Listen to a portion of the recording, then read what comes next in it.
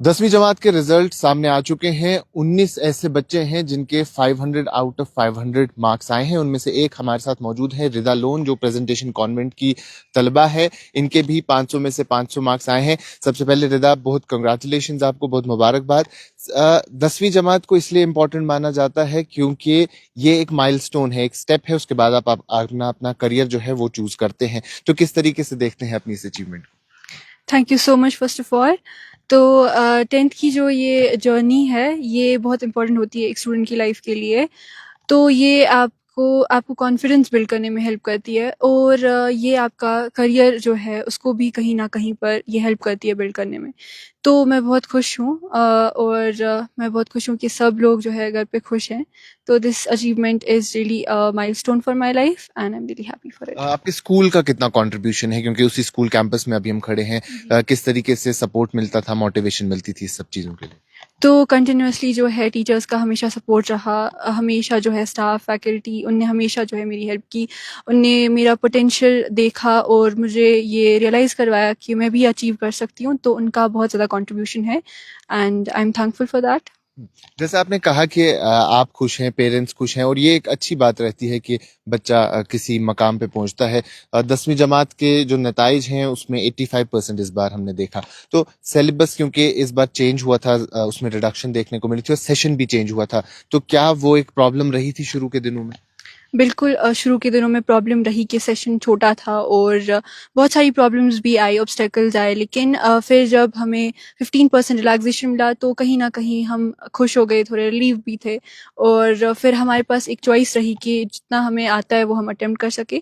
तो वो एक बहुत ज़्यादा खुशी की बात थी, रिलीफ़ मिला हमें। तो हाँ, वो प्रॉब्लम्स भी आई लेकिन we were happy for that. आज से कुछ साल पहले अगर देखें तो 500 आउट ऑफ 500 शायद बच्चे अचीव नहीं कर पाते थे, लेकिन अब ये पिछले कुछ साल से नॉर्म बन गया है। और इस बार भी 19 ऐसे स्टूडेंट्स हैं जिन्होंने 500 मार्क्स अचीव किए हैं। इससे पहले एक टॉपर होता था, अब 19 टॉपर हैं। तो हैप्पीनेस भी आप लोग शेयर कर रहे हैं। तो ये माइलस्टोन है कि 500 में से 500 लाना, क्योंकि जब हम पढ़ते थे तब कहा जाता था कि लैंग्वेज में पूरे मार्क्स नहीं मिलते हैं। जी बिल्कुल। तो ये एक माइलस्टोन है और मैं ऐसा बोलना चाहूँगी कि इवन दो 500 में से 500 लाना एक अच्छी बात है।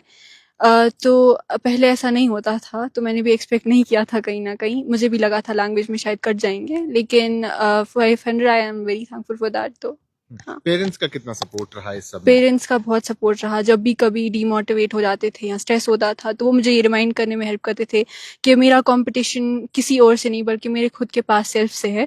तो मुझे अपने से बेहतर करना है, किसी और से नहीं। तो उनका बहुत ज़्यादा कंट्रीब्यूशन रहा and I am really really truly thankful for them, क्योंकि उनने हमेशा मेरे साइड में बैठकर जब भी मैं पढ़ाई करती थी तो हमेशा मेरे साथ बैठकर उन लोगों ने भी वो सैक्रिफाइसेस उठाए हैं।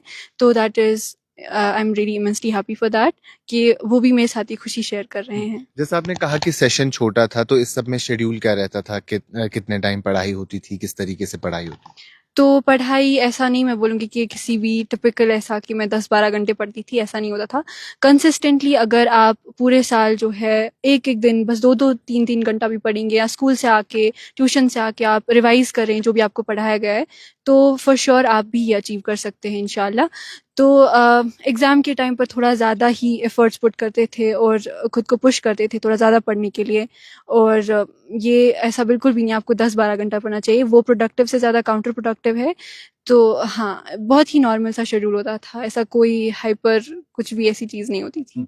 कई सारे बच्चे हैं जिन्होंने टॉप किया है और कई सारे ऐसे भी हैं जिनके मार्क्स कम आ गए हैं या वो इस बार क्वालिफाई नहीं कर पाए। तो क्या कुछ कहना चाहेंगे उन बच्चों के लिए? क्योंकि हम इसको इस तरीके से भी समझते हैं कि अगर जो पास हुए हैं उनके लिए तो अच्छी बात है, जो शायद फेल हुए हैं, failures are part of life also. बिल्कुल। तो आपको बिल्कुल भी डिमोटिवेट नहीं होना है। 10th के मार्क्स बहुत ज़्यादा इसको बोला जाता है कि this is the standard class और आपको जो है इसमें बहुत अच्छा स्कोर करना है।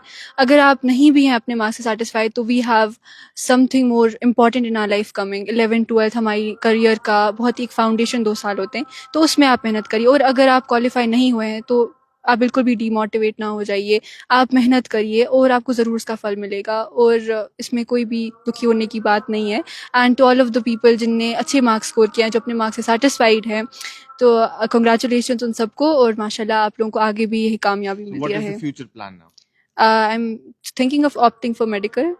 एज यूजुअल जो भी टॉपर्स होते हैं वो यही बात कहते हैं। दिस इज नॉट समथिंग जो टॉपर्स बात करते हैं, it sort of aligns with my childhood interests और लॉन्ग टर्म गोल्स। सो चलिए, thank you so much Rita बात करने के लिए and thank you. Congratulations once again. Thank तो यू ये सो थे रिदा लोन जिनका 500 आउट ऑफ 500 मार्क्स आए हैं और जैसा हमने कहा कि इससे पहले भी कि कई सारे ऐसे बच्चे भी हैं जो ये देख रहे होंगे, वो शायद इससे डिमोटिवेट भी हैं, लेकिन कुछ ऐसे बच्चे भी होंगे जो इनकी इस जर्नी से मोटिवेट होते होंगे।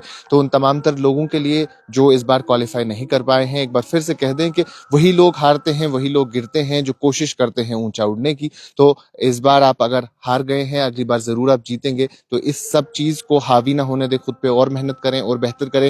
ये बस एक छोटा सा स्टेप है, लेकिन इसी स्टेप से फिर आगे जाके आप बढ़ते हैं। अभी के लिए इतना ही, बाकी तमाम मजीद मालूमात के लिए बने रहें कश्मीर लाइफ के साथ।